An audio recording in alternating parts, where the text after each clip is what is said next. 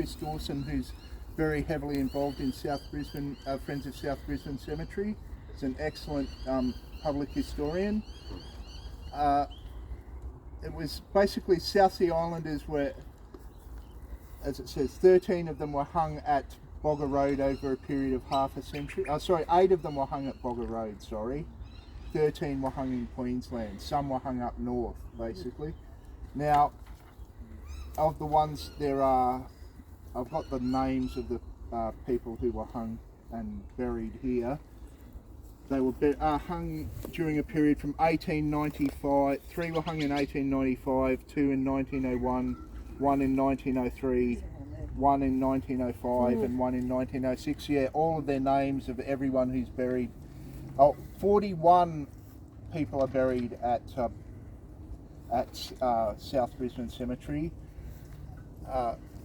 41 men, and 1 woman, and all of them except for 1 are buried here. There's one guy who's buried over there, has a marked grave. And there's also another one who was apparently.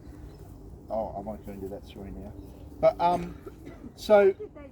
well, that's what I'm going to talk about. In terms of what they were convicted of, the vast majority were convicted of the crime of murder, but essentially, if you look, there's a lot of paranoia and fear in the white community when they brought a large number of South Sea Islanders to work in the sugar industry. From 1862 onwards, there were 62,000 South Sea Islanders largely brought here to work in the sugar fields. Now, it's no accident that and a lot of them were treated very harshly with poor conditions, poor health care, and essentially working in slave-like conditions, a lot of them, the vast majority of them. And so a lot of them reacted, or some of them reacted to that violence that they suffered by using violence in retaliation, essentially.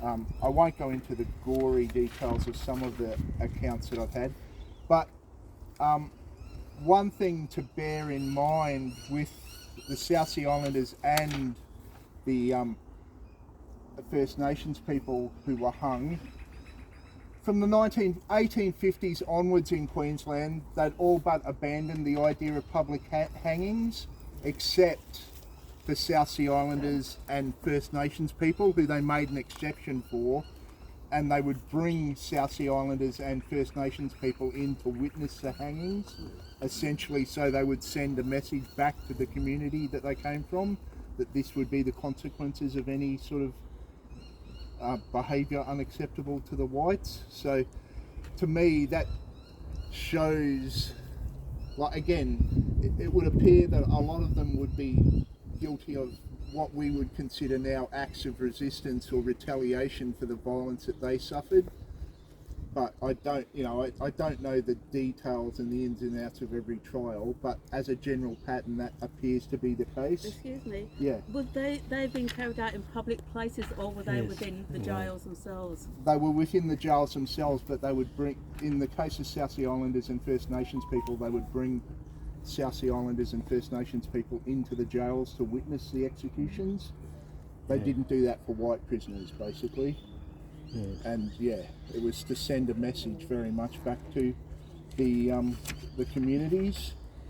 Now, in terms of, there was the campaign to end the death penalty. That's something that Queenslanders are very proud of, is that we were the first part of the British Empire to end capital punishment in 1922 under the Ryan government. But it is instructive to look a bit at the public debate leading up to the end of the death penalty, in that a lot of the growth in public support and public campaigning against the death penalty started, as it says here, I'll just read this from the abolition of hanging. There was public support and political support for the abolition of the death penalty grew in the early 1900s for various reasons. Some was the controversial execution of a couple of convicted murderers, including Patrick Kenneth, who's a lot of people consider was Queensland's last bushranger, and another fellow called Arthur Ross. That both of those attracted public sympathy and support from people within the Labor movement. And there was also the rising strength of the socialist element within the Queensland Labor Party.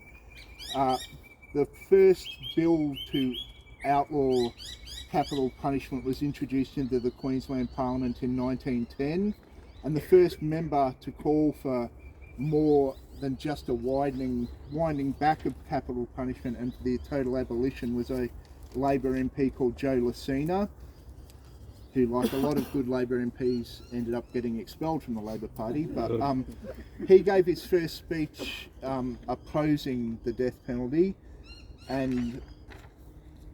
but another reason for the uptake in the opposition to the death penalty, certainly, it seems to be a bit of coincidence with the introduction of the White Australia policy and the forced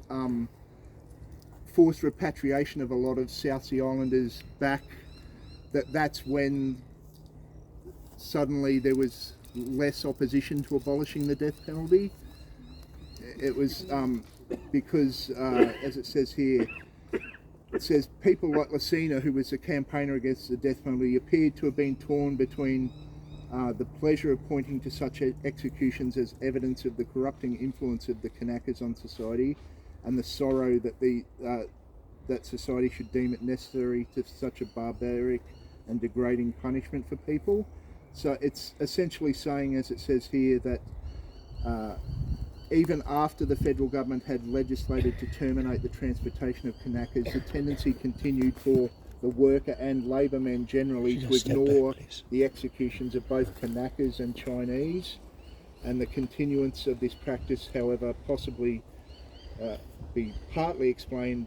It's saying that partly the reason that they didn't publicly oppose it was they were worried about political fallout because of the racism of the general population.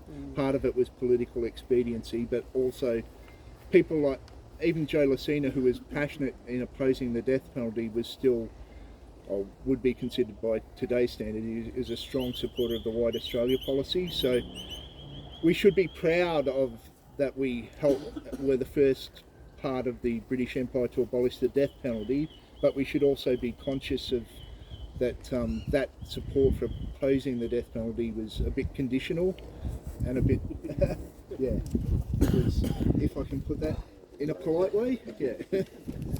Okay, sorry as well.